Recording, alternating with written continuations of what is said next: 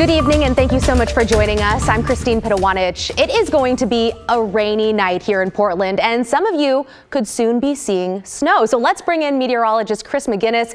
Chris, I think the biggest question right now on a lot of people's minds, is it going to be... What are you getting me for Christmas? Well, I mean, also that, but no, will it be a white Christmas? The short answer to that is for some of us, yes. I think the rest of us, and most likely all of us, will be seeing snow on the valley floor by Sunday morning. Saturday, we'll walk you through that. First off, speaking of walking, travel is slow going right now over the Cascade Passes, and it's only going to get slower because we have big time snow returning to the Cascades and the coastal passes starting tomorrow. There's a winter storm watch in effect for the coastal passes, the Cascade foothills, and the Cascades themselves from 6 a.m. Friday until 6 a.m. Saturday. If you have travel plans going to Central Oregon or going to the beach, you might want to try to do those tonight because by tomorrow morning the precipitation is really going to be coming down and it will most likely be in the form of snow there. Okay, snow levels, here we go. Friday, 1,500 feet and lowering. So during the day tomorrow, Christmas Eve day, we're looking at coastal passes becoming snowy and treacherous, and the snow levels will dip all the way down to about 1,000 feet by Friday night. So that starts to bring in the question of snow in the West Hills on Christmas Eve, the night before Christmas.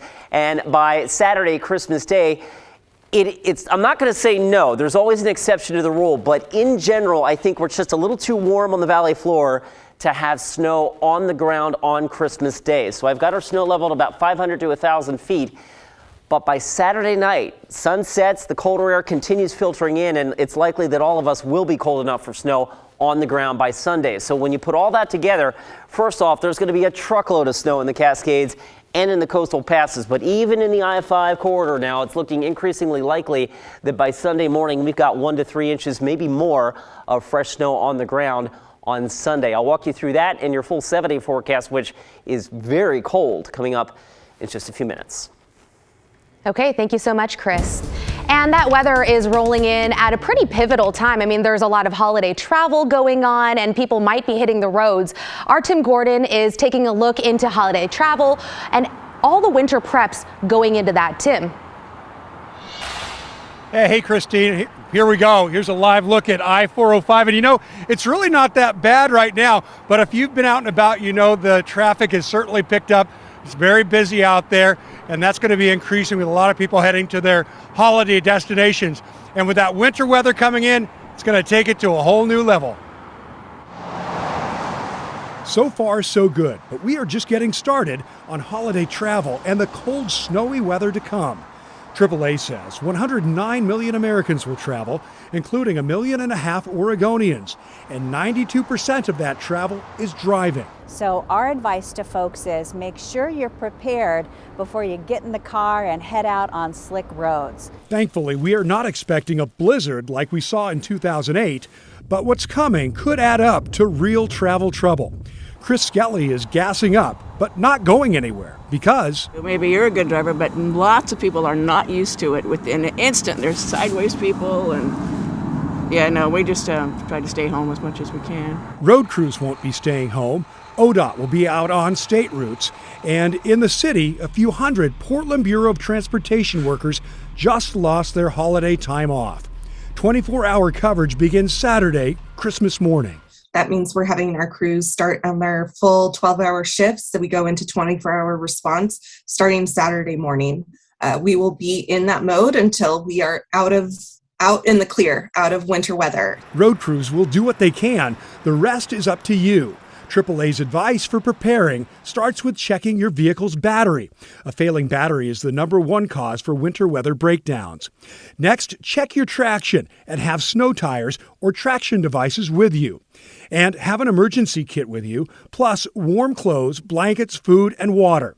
Finally, know how to drive in winter conditions before you hit the road for the holidays. When you throw dicey weather and slick roads into that mix, there's a real potential for a lot of bad things happening. So we just want people to be prepared and don't venture out in your vehicle if you're not prepared for winter driving. Of course, some kinds of trips may be easier. Traveling for the holidays, yes. Going to Southern California. Julie Tonelli is a licensed Yes. massage therapist with a mobile service. Her advice for those of us facing Portland's winter weather: Try to stay in, stay warm, massage yourself, get a massage from a partner, book a massage. And for this dad and his kids visiting family in Portland, well, I've got long underwear on. Walking is fine, but they can handle the cold in their holiday attire. We are in the season, and where did we come from? Alaska. Alaska? How's the weather in Alaska? It is snowing.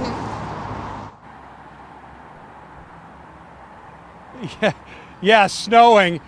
2 feet of snow, they say, up where they live in sub-zero temperatures, so we should feel pretty good. Back to the roadways. Those road crews are out there. You know, the best way to thank them is to give them plenty of room to let them do their job. And also, in terms of being prepared for driving, AAA has more information about that. AAA.com/winter preps for all that information. Okay. Stay safe out there. Christine, back to you. Important information, Tim. Thank you.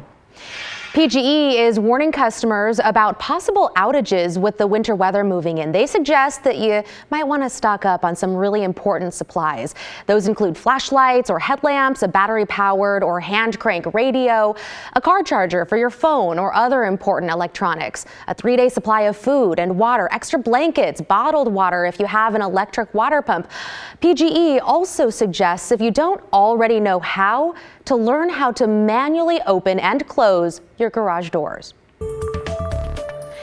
Ahead of the holidays, healthcare leaders in our area are expressing the importance of taking the Omicron variant seriously as COVID-19 cases begin to surge across the nation. Despite early research showing Omicron cases may be less severe than Delta, Legacy Health predicts increased infection rates and hospitalizations, especially serious for those still unvaccinated or immunocompromised.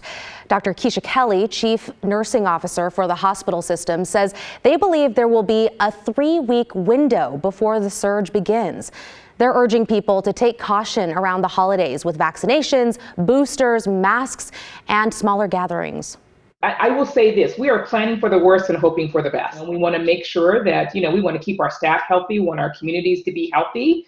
And, and absolutely, we want to make sure that we have beds that are available for those patients who really need it.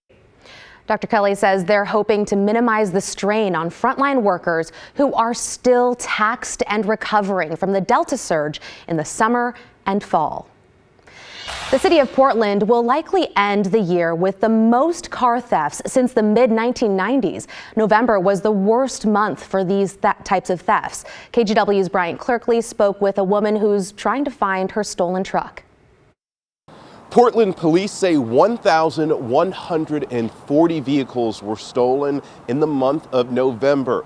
One woman says that her car was stolen right after she moved to town. Car thefts are at a high in the city of Portland, according to data. So far this year, there have been 8,024 thefts reported. This is a 36% increase over the same time period in 2020.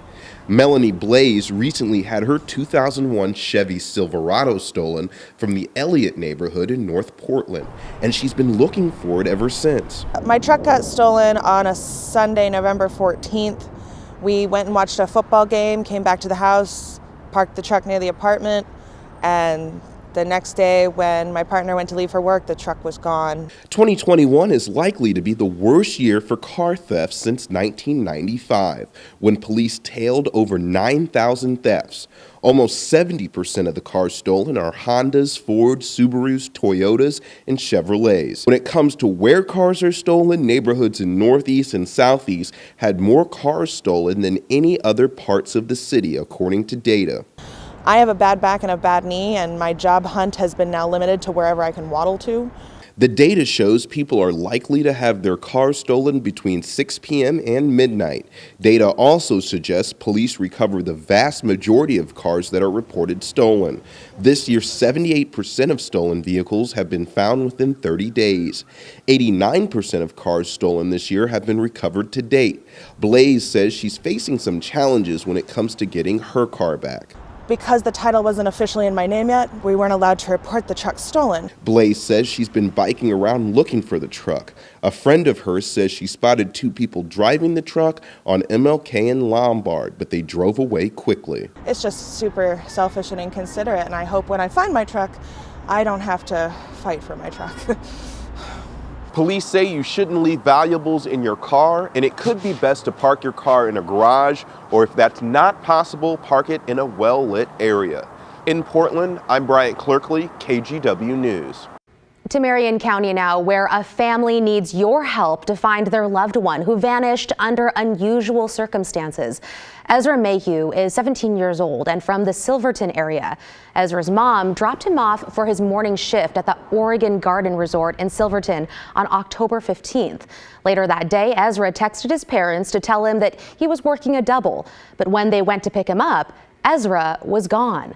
Family and law enforcement started poking around, and they determined Ezra was caught up in a catfishing scheme. Catfishing is a form of online deception that usually involves using a fake identity to lure someone into a relationship with the goal of getting money or private information. Ezra's family wants nothing more than to have him home for the holidays. When we have dinner and we're sitting at the table and there's somebody missing, it's like the fourth wheel on the car, it's not a good feeling. And last 2 months has been really the hardest thing me and my wife have gone through in our whole lives. Take another look at Ezra Mayhew. If you have any information about his disappearance, contact the Marion County Sheriff's Office.